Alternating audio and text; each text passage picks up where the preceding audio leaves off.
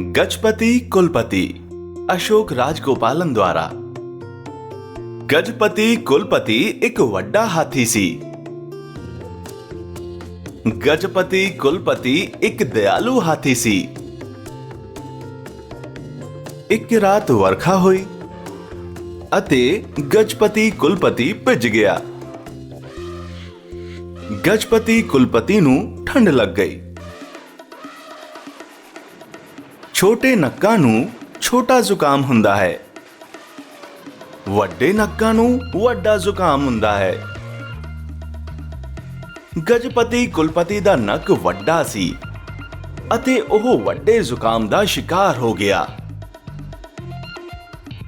जदों केले वेचण वाले ने गजपति कुलपति नूं पुछया कि तुहानूं कुछ केले चाहीदे हन।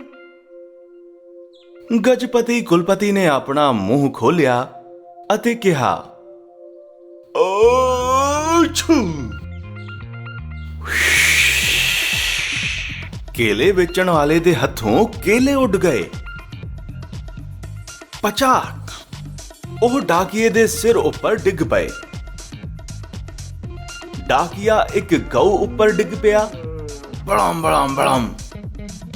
गऊ अपनी पूछ हवा विच चुके भजी करदी होई। गजपति कुलपति नूं बहुत दुख होया। गजपति कुलपति अपने दोस्तां नूं ठेस नहीं पहुंचाना चाहुंदा सी। गजपति कुलपति ने माफी मंगण लई अपना मूंह खोलिया। ओछू। केले वेचण वाला जिन्ना तेज दौड़ सकदा सी ओह दौड़िया। डाकिया जिन्ना तेज दौड़ सकदा सी ओह दौड़िया। गऊ जिन्नी तेज दौड़ सकदी सी ओह दौड़ी। गजपति कुलपति नूं बहुत दुख होया।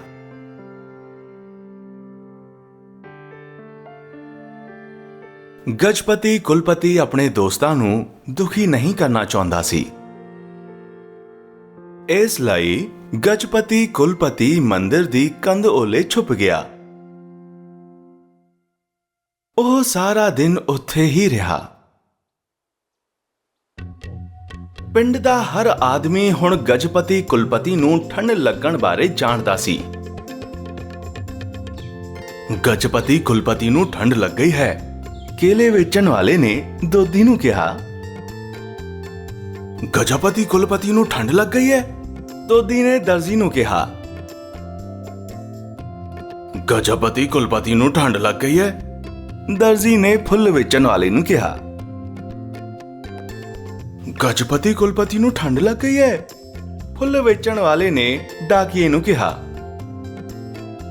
मैं जानदा हां गजपति कुलपति नूं ठंड लग गई है। डाकिया चिल्लाया। उस रात एक उच्ची आवाज ने सबनू जगा दिता। कि यह कुत्ता सी? यह बहुत उच्ची सी। कि यह एक शेर सी अते होर उच्ची? कि यह बिजली दी गड़गड़ाहट सी अते होर उच्ची? कि आसमान डिग रहा सी?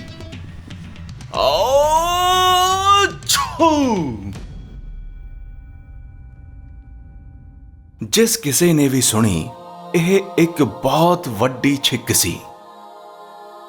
यह गजपति कुलपति सी।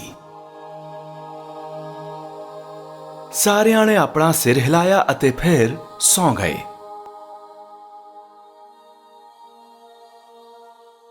इस छिक नाल गजपति कुलपति दा जुकाम अलोप हो गया। अगली सवेर ਉਹ खुश ਅਤੇ ਚਮਕਦਾ ਹੋਇਆ ਬਾਹਰ ਆਇਆ। ਸਾਰੇ ਉਸ ਨੂੰ ਥਾਪੀ ਦੇਣ ਲਈ ਉਸ ਦੁਆਲੇ ਇਕੱਠੇ ਹੋ ਗਏ। ਤਦ ਇੱਕ ਸਿਆਣੀ ਬੁੱਢੀ ਦਾਦੀ ਨੇ ਕਿਹਾ,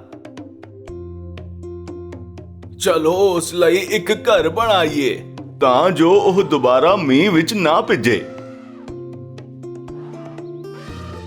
ਇਸ ਤਰ੍ਹਾਂ ਕੇਲੇ ਵੇਚਣ ਵਾਲਾ, ਦੁੱਧੀ, ਦਰਜੀ, फुੱਲ वेचण वाला, डाकिया ਅਤੇ ਦਾਦੀ ਮਾਂ ਨੇ ਗਜਪਤੀ ਕੁਲਪਤੀ ਲਈ ਇੱਕ ਘਰ ਬਣਾਇਆ। ਗਜਪਤੀ ਕੁਲਪਤੀ ਦੁਨੀਆ ਦਾ ਸਭ ਤੋਂ ਖੁਸ਼ ਹਾਥੀ ਸੀ। ਉਸ ਦਿਨ ਤੋਂ ਲੋਕਾਂ ਨੇ ਸੁਣਿਆ, ਅੱਛੂ ਅਤੇ ਅੱਛੂ ਅਤੇ ਅੱਛੂ ਅਤੇ ਅੱਛੂ, ਪਰ ਕਦੇ ਵੀ ਅੱਛੂ ਨਹੀਂ।